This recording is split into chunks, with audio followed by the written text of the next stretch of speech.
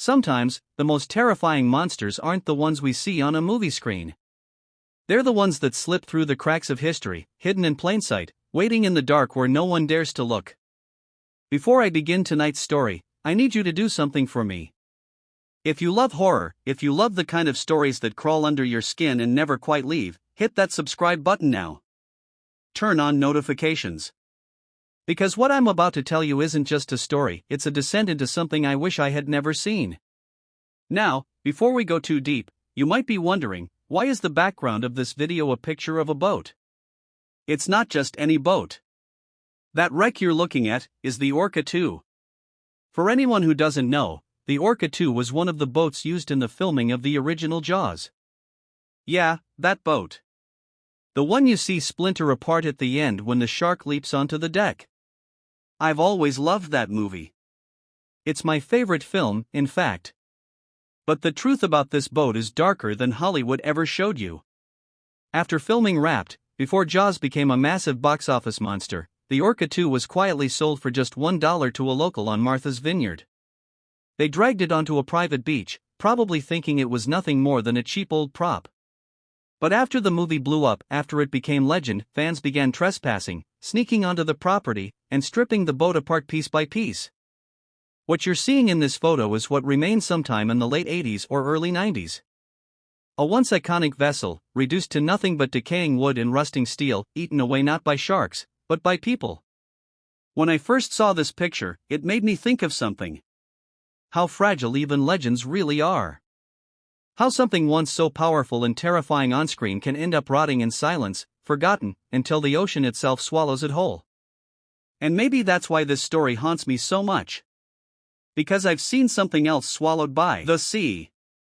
Something that should not exist. Something that nearly took me with it. Tonight, I'm going to tell you about the week I spent living at the bottom of the ocean. And why, after what happened down there, I swore I would never set foot in the sea again. Spending a week at the bottom of the ocean sounds insane, doesn't it? And maybe it is. But I was younger then, reckless, and hungry for adventure. Imagine climbing into a steel cylinder, barely big enough for 3 people. They seal the hatch. Then the cables release, and you're lowered, deeper and deeper, until the light above fades into nothing but blue, then black. Finally, you land on the seafloor. Pressure all around you. Silence so thick you can feel it pressing on your ears. And the only thing separating you from the crushing weight of the ocean is a few inches of metal. We called it the hab. A glorified tin can with bunks, a ladder, and a hatch leading down into the water. From there, you lived in an air pocket, recycling oxygen, eating freeze-dried meals, and spending every waking hour diving. And let me tell you, diving from the bottom of the ocean is nothing like diving from the surface. Normally, when you scuba, every tank gives you maybe an hour. You always have to watch the clock, plan your ascent, ration your air. But when you're living down there, it's different. We had high-pressure hoses set up to refill tanks right on the seafloor. That meant no time limits. No excuses. You could dive until your body begged you to stop. And God, it was beautiful. Coral reefs stretching like alien cities. Fish in every color of the rainbow weaving around you. Sea turtles drifting past like silent old men. We saw dolphins, manta rays, even whales in the distance. Hours blurred into days. It was like living on another planet, but when the sun went down, everything changed. Night underwater is like nothing you've ever experienced. It isn't just dark, it's absolute. A blackness that swallows everything, a void deeper than space. When you look out from the habitat at 3 a.m., there is no horizon, no stars. Just the thought that something could be floating out there in the endless dark, watching you. And it wasn't just our imagination. We had seen sharks. We had seen giant octopus drifting closer than we liked. Barracudas with teeth like knives flashing in the gloom. And then there was the other thing. The thing we never talked about. Every so often, out of the corner of my eye, I would see movement in the black. Something long. Rope-like. Sliding past the viewports in total silence. Too slow to be a shark. Too deliberate to be just seaweed drifting on the current. I told myself it was nothing. Just nerves. But the longer we stayed down there, the harder it became to believe that lie. One night, I woke up to the sound of water lapping against the inside of the habitat. And a pressure in my gut that told me I needed to use the outhouse. The outhouse was just another tiny air pocket about 20 feet away from the main hab. To get there, you had to dive through the blackness. Normally, I'd bring my tank and regulator.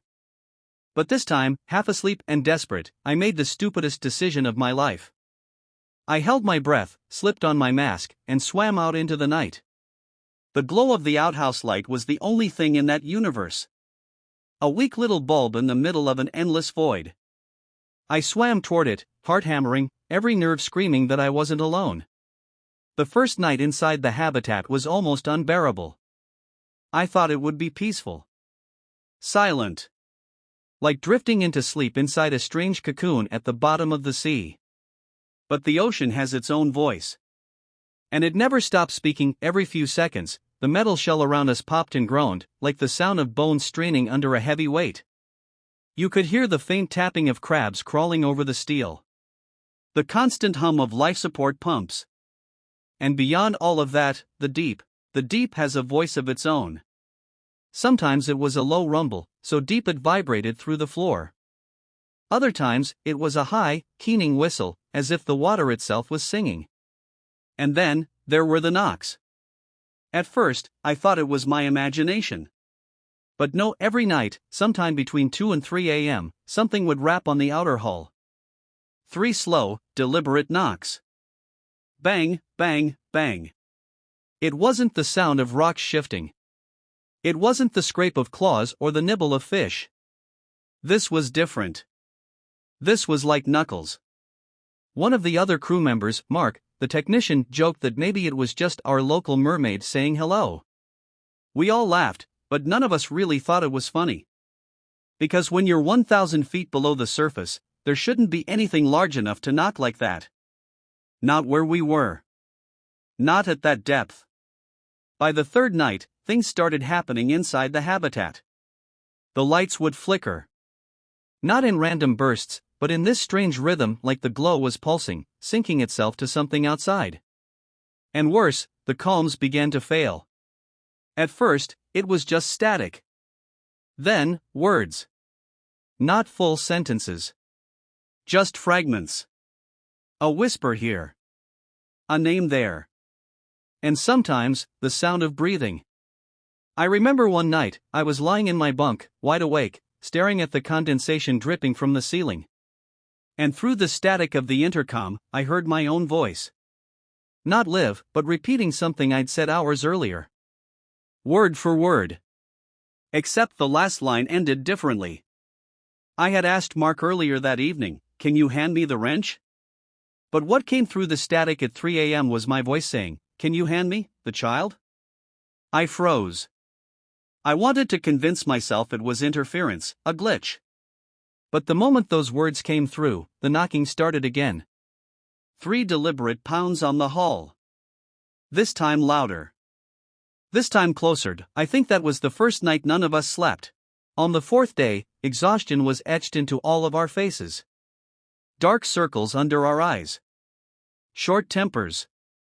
That kind of sharp silence where no one speaks because everyone's afraid of what might come out. I was eating from a foil pouch, trying to ignore the metallic taste of freeze-dried stew, when I noticed the window. The viewport was about the size of a dinner plate, thick glass surrounded by steel.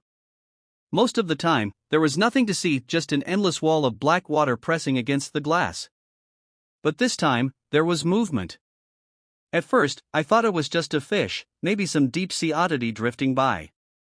But then the movement stopped. And it didn't drift away. It hovered. Just beyond the glow of our floodlights. Like it was watching. "Mark," I whispered. He came over, tray in hand, and leaned in. "Jesus," he muttered. Because now, we could both see it. A pale outline, half-shrouded by darkness. Too big to be a fish. Too smooth to be coral. It wasn't pressing against the window, it was standing.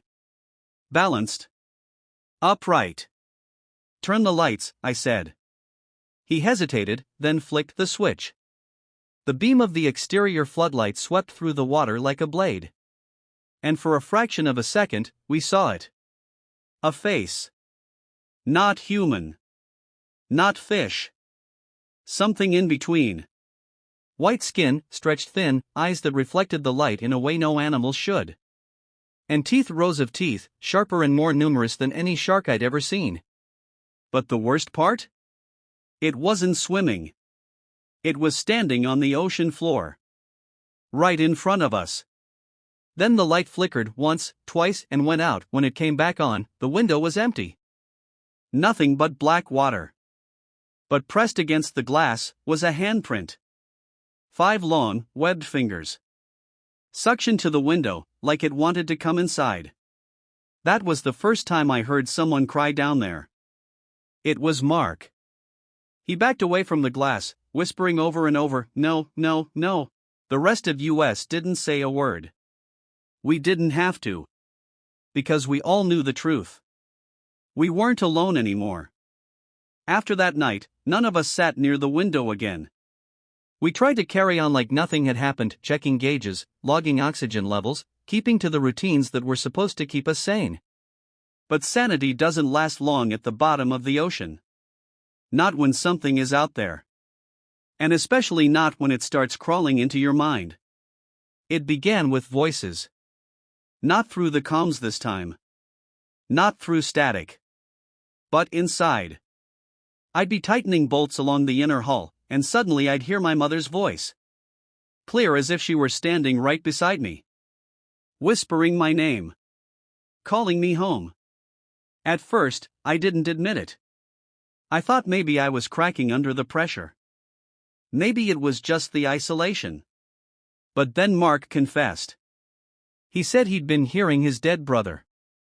That he'd woken in the middle of the night to see him, standing ankle-deep in water at the end of the habitat, dripping, staring. And when Mark blinked, he was gone. The others admitted similar things. Each of us was being haunted. But the faces we saw, the voices we heard, weren't strangers. They were people we knew. People who couldn't possibly be there. And then came the dreams. God, the dreams. Every time I closed my eyes, I was no longer in the habitat. I was outside, walking along the seafloor, barefoot, the sand cold against my skin. The water pressed against me, but I wasn't drowning. I was breathing it in. And far ahead, in the shifting dark, I saw them. Dozens of pale figures. Moving slowly, swaying like seaweed, their eyes glinting faintly as they turned toward me. And every single one wore the face of someone I loved. I woke up gasping, choking on nothing. My throat raw as if I'd inhaled salt water. And when I sat up in my bunk, I swore I saw wet footprints leading from the airlock, straight to my bed that morning. Mark snapped. He kept muttering that the thing outside wasn't just watching. It was testing us. Wearing our memories like masks. And worst of all, he swore it wanted us to open the hatch. We laughed it off at first. Tried to. But when I looked into his eyes, I saw the truth. He wanted to open it. Not because he believed it was safe. But because, somehow, he wanted to go to it. By the 6th night, we weren't a team anymore. We were 5 strangers trapped in a metal coffin, each of us unraveling in our own private ways. The air tasted stale, our food rations were running low, and no one trusted the silence anymore. Because the silence wasn't real. Beneath it, you could always hear something. A faint scratching, like nails dragging along the hull. Or the whisper of voices bleeding through the pipes, carrying words you couldn't quite make out. That night, I woke to the sound of movement. Not outside. Inside. Mark was standing in front of the airlock, his hands trembling on the wheel. He wasn't wearing a suit. No helmet. No gear. Just his jumpsuit, soaked with sweat, his lips moving silently as if someone was whispering in his ear. "Mark," I said softly, sliding out of my bunk. He didn't answer. His eyes were wide, glassy, fixed on the hatch like it was a door to heaven. When I stepped closer, I finally heard what he was muttering. "I can see him, he's right there. Just open the door. Just let him in." I froze. Because I'd seen that look before. Not on Mark. On myself. That same dreamlike pull. That same weight in the chest, like gravity itself was dragging me toward the dark outside. Before I could speak again, the wheel screeched as he forced it an inch. The metal moaned. A hiss of water sprayed into the chamber. The others woke instantly. Shouts, panic, feet pounding against the steel floor. Two of them tackled Mark to the ground, ripping his hands from the hatch just as the first bolt gave way. He screamed, not in fear, but in fury. Like a child being torn away from his mother. "Let me go. He's waiting for me. He promised. It took all of us to hold him down. His strength was inhuman. Like whatever was out there had poured itself into his veins. We tied him with cable, locked him in the supply compartment, and sat in silence, listening to him weep and rage in the dark. But the worst part wasn't his voice. It was what came after. 3 knocks. On the hull. Slow. Deliberate. Bang, bang, bang. This time, the sound didn't echo from far away. It came from directly behind the hatch Mark had been trying to open. None of us slept after that. How could we? Every few minutes, Mark's muffled sobs bled through the bulkhead, followed by sudden bursts of laughter. He wasn't himself anymore. He was something hollowed out. And outside. The knocking had changed. It wasn't 3 slow knocks anymore. It was scratching. Endless, jagged scraping that circled the habitat like a shark testing its prey. At 2:17 a.m., the lights went out. All of them. The habitat plunged into total darkness, the kind so thick you feel it pressing against your skin. The only sound was the slow drip of condensation and the ragged breathing of the crew. Then came the sound of dragging. Something was moving across the outer hull, heavy, deliberate. It circled once, twice, before stopping directly above us. The steel above our heads buckled with a low groan. Dust rained from the ceiling. And then, the whole chamber shook as something slammed down on the roof. Once. Twice. Again and again, like it was trying to crack us open. The emergency lights finally sputtered to life, weak red glow filling the room like a heartbeat. That's when we heard it, through the steel, through the water, through the very bones of the habitat. A voice. Not a knock, not a scrape. A voice, low. Guttural. Wrong. It didn't come through the combs. It vibrated through the walls. It spoke in no language I knew. But every word made my stomach turn, made my teeth ache. And then, clear as day, it said my name. Not whispered. Not imagined. It said my name. I staggered back, hands shaking, as the others stared at me in horror. Because they had heard it too. And then the viewport cracked. Just a hairline fracture at first. A thin spider web stretching across the glass. But we all knew what that meant. It was testing the shell. It wanted in. One of the crew, Elena, snapped. She grabbed a wrench and started shouting at the window, screaming curses into the dark. "You want US? Come and get US." The scratching stopped. The silence that followed was worse than any sound. Then. Tap. From the other side of the glass, a pale, webbed hand slid down the viewport. The same hand we'd seen before. This time, it didn't fade away. It pressed harder. The crack deepened.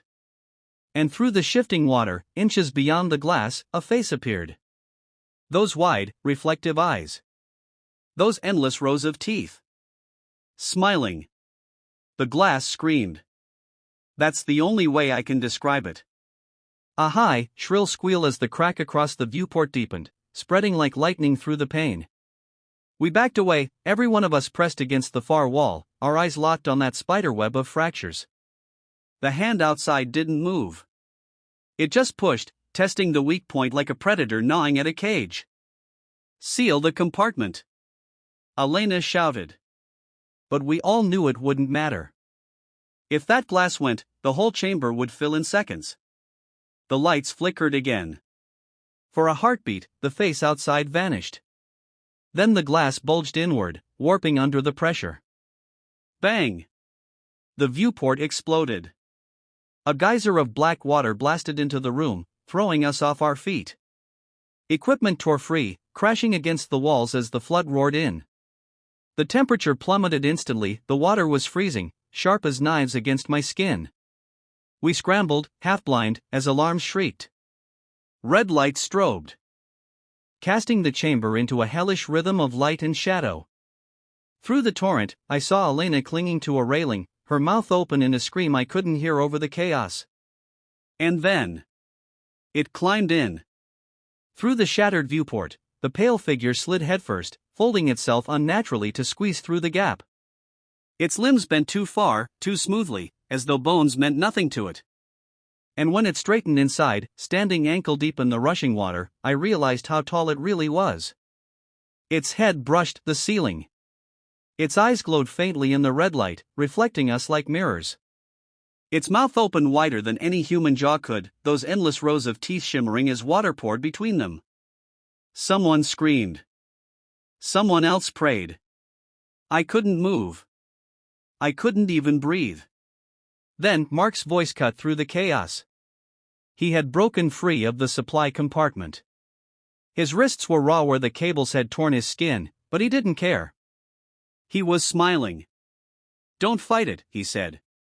"It's here for us. It's always been here."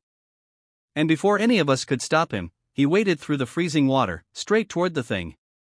It didn't lunge. It didn't attack. It just lowered its massive, pale hand and placed it on his shoulder. Mark's eyes rolled back. His body went limp. And then, in the blink of an eye, the creature pulled him through the broken viewport. Out into the black.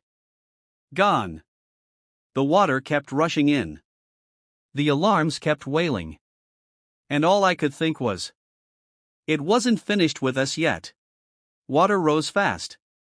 It was already at our waists, and the alarms blared like a war siren. Every red flash of the emergency light turned the flooding chamber into a nightmare slideshow, screaming faces, drifting equipment, shadows that weren't supposed to move. Elena grabbed my arm. Her fingernails dug into my skin hard enough to draw blood. "We have to get to the upper chamber," she shouted. "Now!" We fought through the water, shoving floating debris out of our way. The ladder that led to the next level above us was slick, trembling under our frantic grip. Behind me, I heard the sound again. That inhuman scraping, like nails on metal, only deeper, wetter. I didn't look back. I couldn't.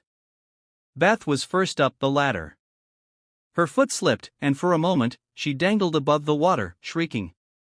Elena and I shoved her from below until she got her grip back. We scrambled up behind her, coughing, freezing, half-mad with terror.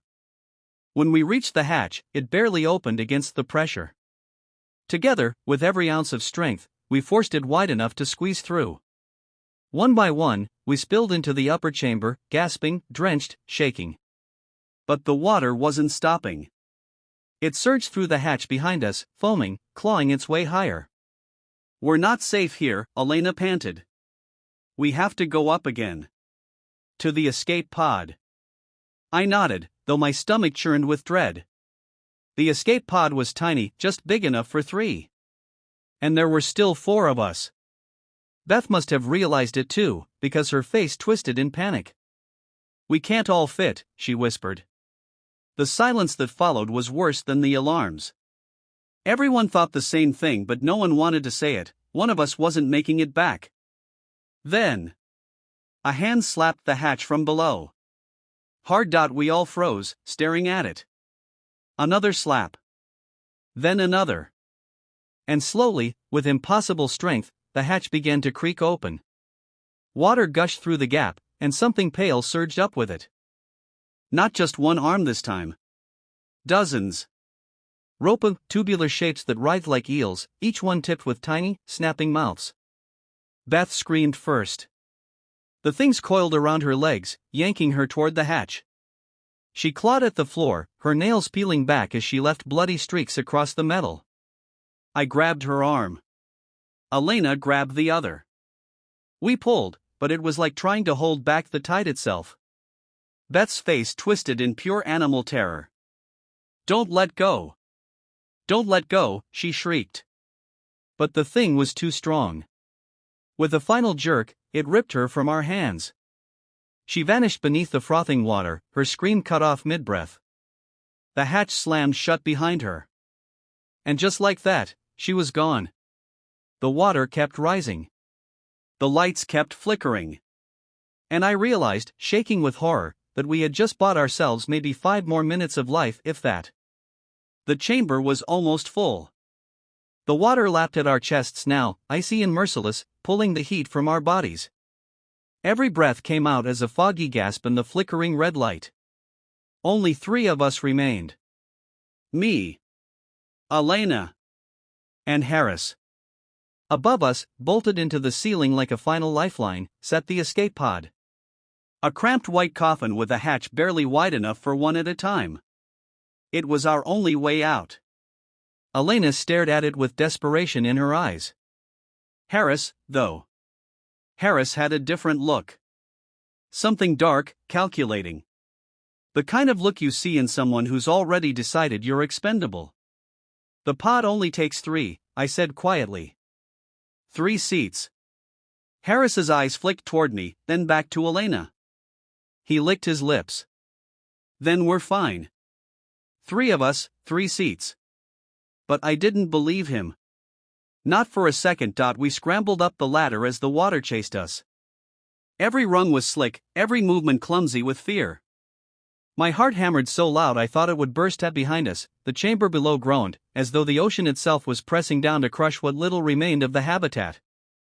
Elena forced the hatch to the pod open. The inside was so small it barely looked real. White walls, 3 molded seats, a row of switches. It was salvation in a shoebox if we could get inside fast enough. I shoved Elena in first. She collapsed into one of the seats, strapping herself in with trembling hands. Harris shouldered past me, nearly knocking me off the ladder, and jammed himself into the second seat. That left one. Just one. The water hit my back as I climbed in. The cold nearly froze my lungs, but I hauled myself through the hatch. For one blessed second, I thought we had made it. Then I saw the movement outside. Through the porthole, pale shapes coiled in the water. Dozens of them, twisting like living ropes. Eyes blinked open along their lengths. Mouths yawned wide, too many to count. And in the distance, looming like a mountain in the dark, something vast shifted. I realized, with soul-crushing clarity, that we hadn't been facing a single creature. No. It was part of something bigger. Something sprawling. Something that had been here long before us and would be long after we were gone. The siphonophore wasn't just one being. It was a colony. A living continent. A mind spread across the ocean floor. And we were inside its territory. "Elena, seal it!" I screamed. She slammed the hatch shut. Harris yanked the lever, locking it into place. Water sloshed inside, but the pod was sealed. For a second, everything was silent. Only our ragged breathing. Only the tiny hum of the pod's systems booting up. And then the pod shook. Something grabbed it. The walls groaned under the strain. The glass porthole warped inward, spiderweb cracks already forming. We hadn't escaped. We had only trapped ourselves in a tin can. And the thing outside was not going to let us go. The walls trembled with a sound I couldn't place. Not footsteps. Not voices. Something older, heavier, like the orphanage itself was drawing in a breath after decades of silence. The children froze in place, their faces pale in the moonlight filtering through the broken glass. Then I heard it, the crackle. That faint, sinister hiss of wood splintering, the whisper of smoke twisting through the rafters. Fire. But not a natural one. No warmth, no light. This flame bled shadows instead of chasing them away. The beams above blackened and curled, and yet the cold in the room deepened, a chill that sank straight into my marrow. Not again, a small boy whimpered, clutching his hands to his ears. The other children began to scatter, but no matter where they ran, the same ghostly flames licked at their heels, herding them back toward the center of the room. I stood frozen. I couldn't feel heat, couldn't smell smoke, but the memory of suffocating air and burning skin pressed against me like a vice. This wasn't fire in the way we knew it. This was punishment. This was history repeating itself, dragging me back to the night that had scarred us all. The flames curled into shapes, faces, sneering and hateful, the same ones I'd seen around the dining table of that house. The Foster family. Twisted into mockery, their mouths opened wide in laughter, though no sound came out. Then, like puppets cut loose from their strings, the children collapsed one by one, their bodies hitting the floor in silence. Only their eyes remained open, glowing faintly in the darkness, watching me. Judging me. I tried to shout, to move, but my voice wouldn't obey. My legs felt rooted, as though the ashes of that night had climbed up from the floorboards and wrapped me tight. And then, just like before, I heard the door slam shut. Not by my hand. This time, something else wanted it closed. And with it, the flames surged forward, swallowing everything in a blinding black-red glow. When the glow faded, I was no longer standing in the orphanage. At least, not in the way I remembered it. The floor beneath me wasn't wood anymore, it was a thick layer of ash, soft and shifting. Like walking across bone dust. Every step sank with a sigh, as though the ground itself was exhaling the last breaths of those who had perished here. The walls stretched impossibly tall, blackened and jagged, their charred surfaces whispering as if they were alive. Faces would form in the soot for a moment, children, strangers, the foster parents, then vanish as soon as I blinked. And then I noticed something worse. The ash was moving. Slowly, deliberately, as though it were breathing in rhythm with my own lungs. When I tried to hold my breath, the ground still heaved and settled, like it didn't need me at all. A figure emerged through the haze. Not a child. Not an adult. Something in between. Its outline flickered like a shadow caught in firelight, but there was no fire here, only that choking dust. "You left us," it rasped, though its mouth never moved. The words weren't sound. They were inside my head, echoing with the weight of accusation. I shook my head, tears burning my eyes. I tried, I couldn't. The figure tilted its head. Another voice joined in, softer, like a child's lullaby but sung off-key, warped into mockery. "We stayed behind, because of you." Suddenly, more shapes pulled themselves up from the ash. Thin arms. Hollow eyes. Dozens of them. Their small hands reached out, not to grab, but to point, every finger aimed at me. The air grew suffocating. The ash began to rise, swirling into a storm, coating my skin, filling my mouth, my eyes, my lungs. I dropped to my knees, choking, clawing at the ground that wouldn't stay still. And just before the darkness took me, I saw the truth. The fire had never stopped burning. It had followed me. Lived inside me. Waiting for the moment to finish what it started. And now, I was back where I had always belonged. In the ashes.